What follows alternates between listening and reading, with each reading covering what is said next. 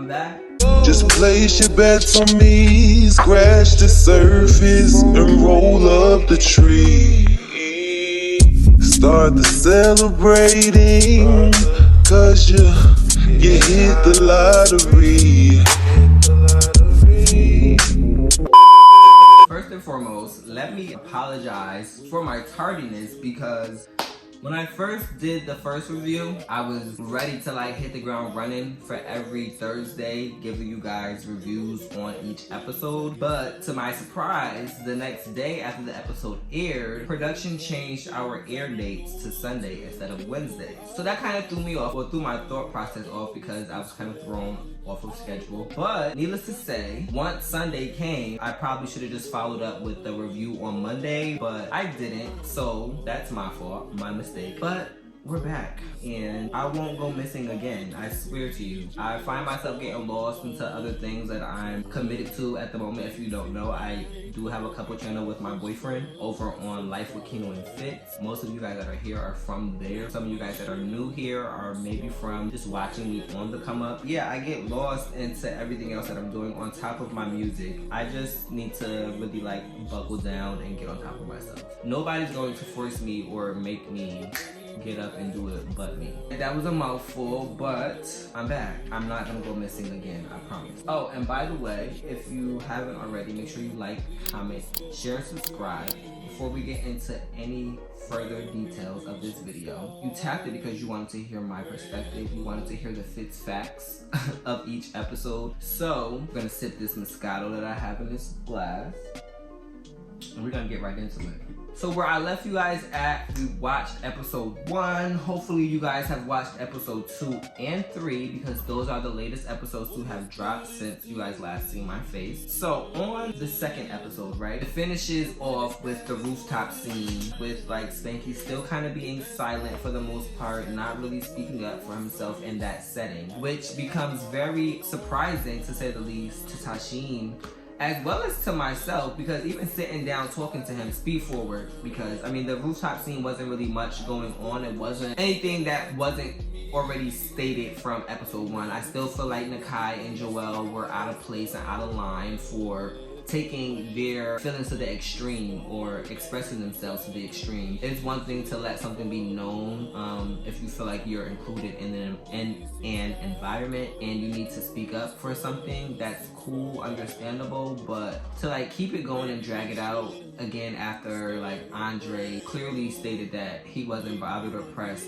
it wasn't a need to keep it going. So then we move forward to me sitting down with Tashin, and that was pleasant. I haven't seen Tashin in a long time at the point of this scene. It was cool to see him again after not seeing him for so long. To my surprise, he brings Spanky to come sit with us, which I had no clue. He kind of asked where my head was, and even before we kind of like linked up that day, he kind of was just asking how do I feel, like what's my intentions on being around everyone again, like that whole spiel. So us having that conversation, he went with his better judgment and felt like, you know, it didn't, my energy wasn't warranting that like, oh, Spanky like can't come around me or I'm gonna punch that bitch in the face. You feel what I'm saying? Like I wasn't giving that. And obviously nor was Spanky, because I mean he wouldn't have, one, put us together to even sit down. 2, we all know from experience, no shade, but how Spanky is with conflict and confrontation. So I mean just in episode 1 we seen his whole like confessional moment where he's like, oh, I pulled up like with energy, like, oh, if Fitz wanna fight then we can fight. That wasn't his energy, I promise you to my dead grandmother. He pulled up kind of nervous, not for nothing, like, and I'm not even like trying to talk bad or talk big, but like he pulled up a little nervous. And a lot of you guys, when the trailer first dropped for like it being announced that I was making my return back to the show, a lot of you guys were like, oh, there's no way Spanky would have been able to stand like that behind me. And I listen.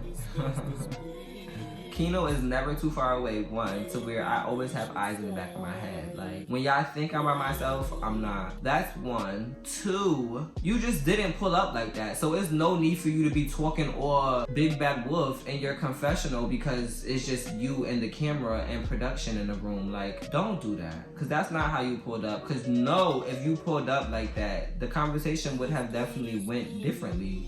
There's no way I would have been able to have an adult conversation with a bitch pulling up thinking that they checking something or what? When you was in the wrong.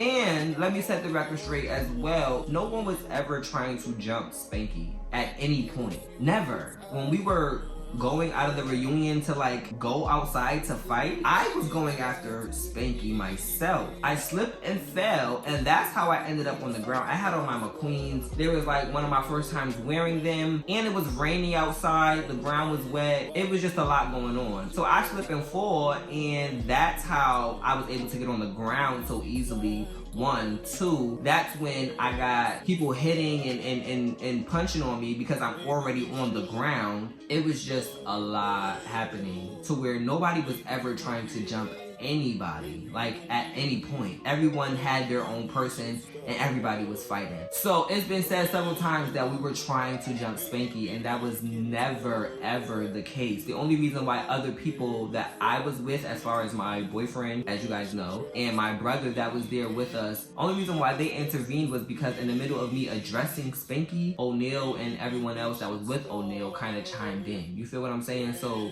why would they just sit back and be quiet while I'm being ambushed by 4 or 5 different people when I was only talking to one? You feel what I'm saying? That's neither here nor there though, because that was back in 2018, but I definitely wanted to clear the air that Spanky at no point was ever going to be jumped, going to get jumped. No one was ever trying to jump him. Sorry he felt that way, but unfortunately he ended up jumping in something that I was already being taken advantage of because I was already on the ground. Like, him and Chance both came and hit me while I was on the ground. I don't know what to tell you about that, but that's how it really happened. Like, that's what happened. After that scene, we kind of just go on to you guys getting a deeper look into like my relationship. It really was a scene that just scratched the surface. You kind of just got to see who I'm dating and get a glimpse of his personality. And you also get to get the breakdown in our confessional of like how we met. It's so fun having him on camera, and it's been like a huge 360. I said this on the live after show after the episode aired. Back when I was filming season 2, I was on the phone with Kino when the cast was somewhat against me. The energy they were giving, you know, I don't owe them no loyalty, they don't owe me no loyalty. It was like 6, 7 of them screaming and yelling at me, trying to get in my face type shit. You feel what I'm saying? So I had to have him on the phone just in case something was to pop off, but nothing happened that day. It ended up happening at the reunion, but we're gonna leave that in the past anyway and let that be where it is and let it rest. But I say all of that to say basically that Kino's been around since I've been filming, basically. It's a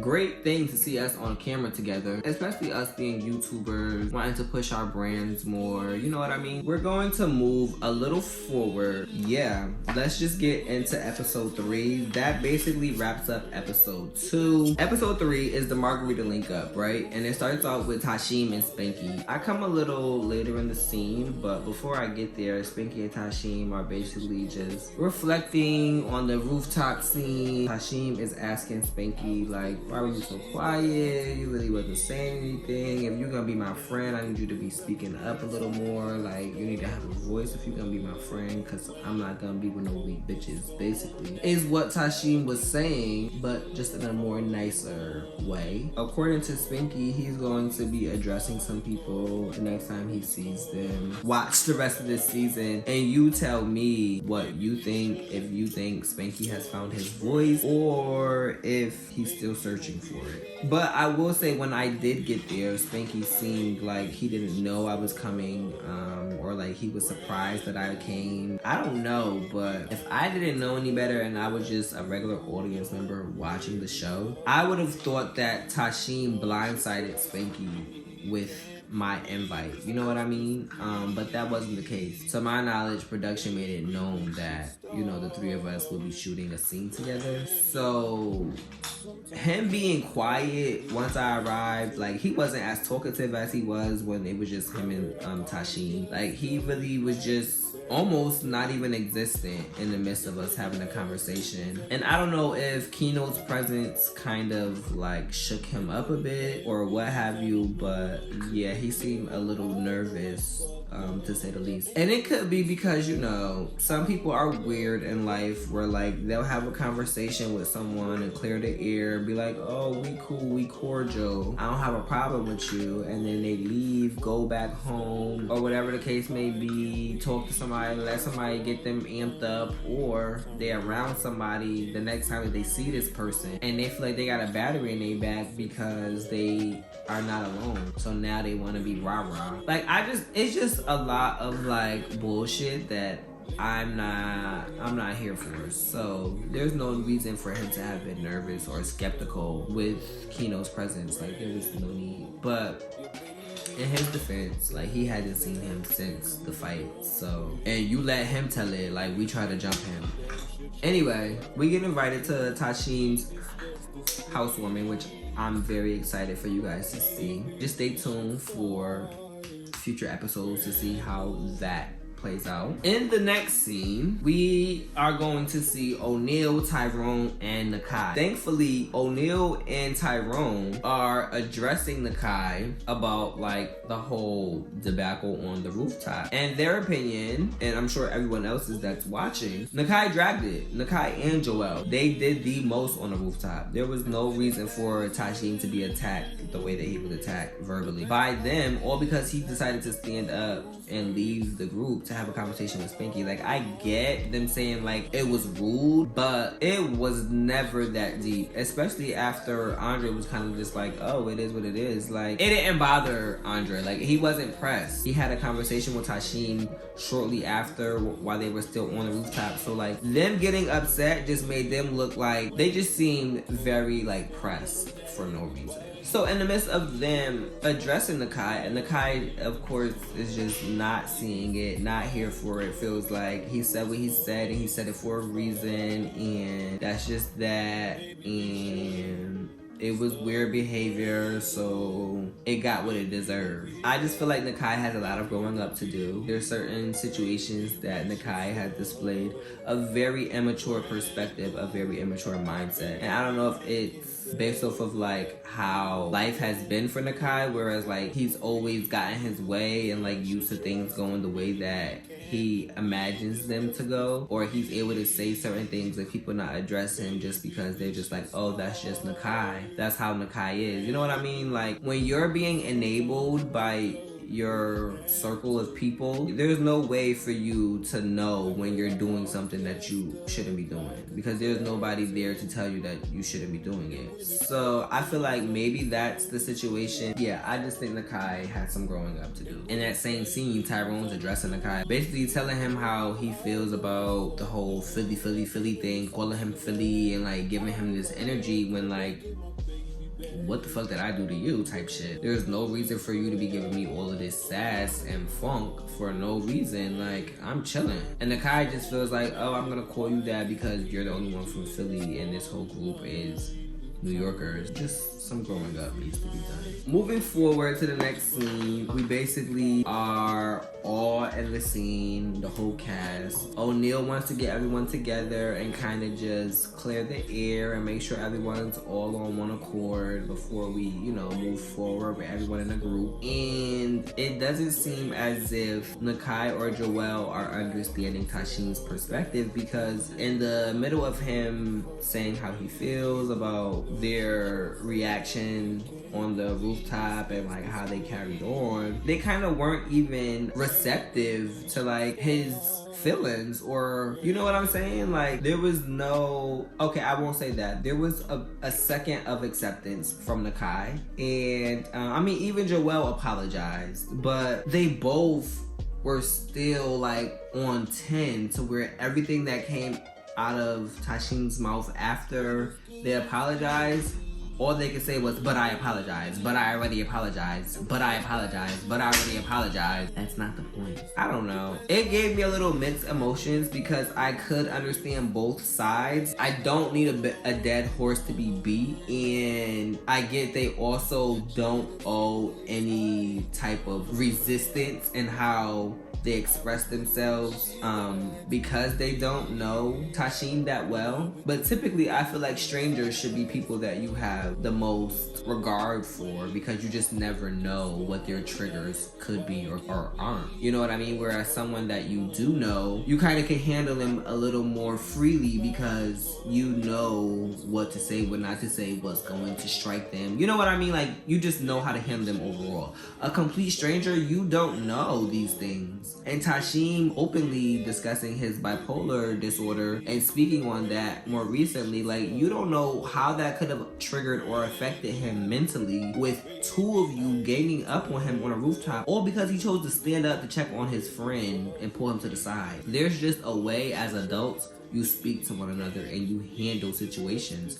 There's a way that you can explain your stance, even if it's in disagreement to what someone else thinks or feels or says. Just be an adult and speak to someone how you would want to be spoken to. I can't, there's no other way to say that. Like, just grow up. Andre and Spanky somewhat have a quarrel.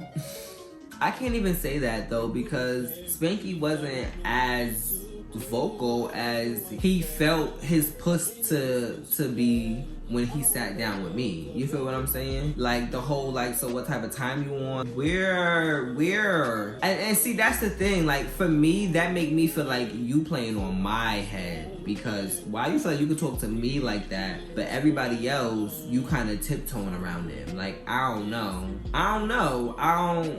know. Needless to say, Andre didn't directly address Spanky, especially once Spanky said that he was a Taurus. It kind of was like, oh, okay.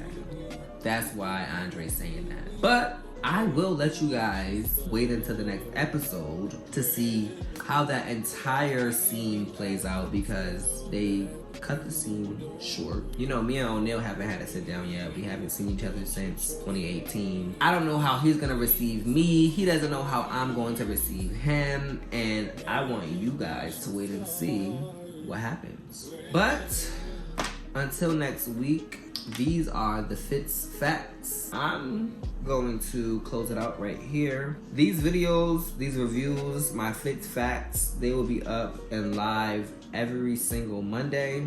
Don't know if it's gonna be a specific time that they're gonna be live and posted, but definitely know that Mondays they're gonna be out. I will see you guys next week. Hopefully you guys enjoy hearing my perspective, hearing my opinions. Please leave your comments below. Thank you guys for watching. Don't forget to watch episodes 1 through 3 if you haven't already. The link will be in my description, and I will see you guys next week.